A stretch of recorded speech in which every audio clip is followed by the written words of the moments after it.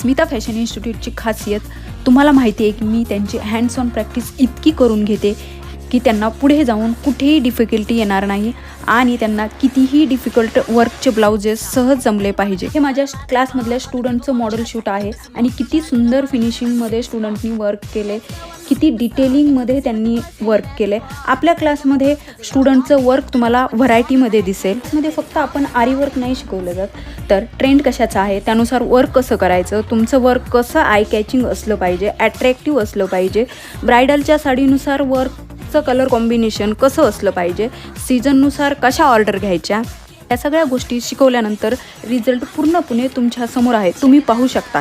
ह्या सगळ्या गोष्टी इम्प्लिमेंट केल्यातच मला स्टुडंट्सवर खूप प्राऊड फील होते। त्यांनी तहान भूक विसरून वर्क केले।